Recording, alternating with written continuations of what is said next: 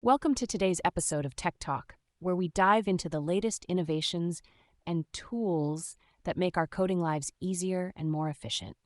I'm really excited about this topic today. It's all about GitHub Copilot for Xcode.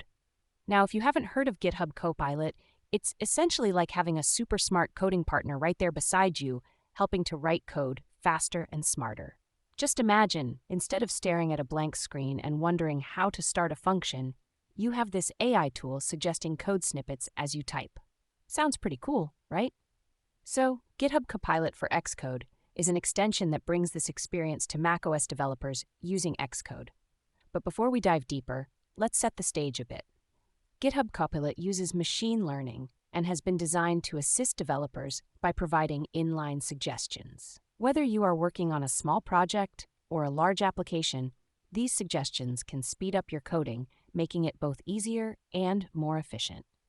First up, let's talk about how you can get started with GitHub Copilot for Xcode. If you're on macOS 12 or later and have Xcode 8 or above, you're all set. You can easily install it via Homebrew.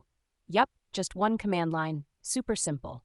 Or, if you prefer the drag-and-drop method, you can download the DMG from GitHub's releases page and just drop it into your applications folder. Now, here's a little tidbit that folks often overlook. Once you've installed it, you'll need to grant a couple of permissions.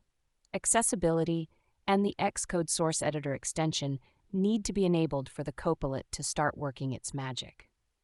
If you forget this step, you might find yourself scratching your head as to why it's not suggesting anything. Classic rookie mistake. And speaking of setup, let's talk about signing in.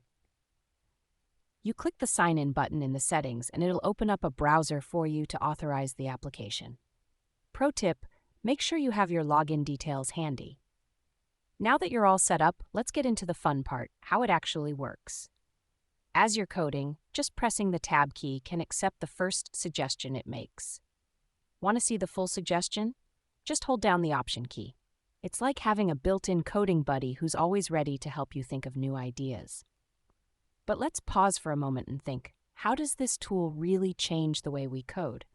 Well, for starters, it reduces cognitive load. You don't have to remember every single syntax or detail. You can focus on the bigger picture of your project.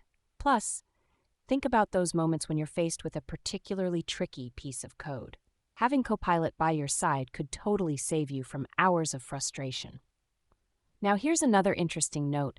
The developers are actively seeking feedback to continuously enhance the tool. If you run into any hiccups or have an idea that could improve Copilot, their feedback forum is open and eager for input.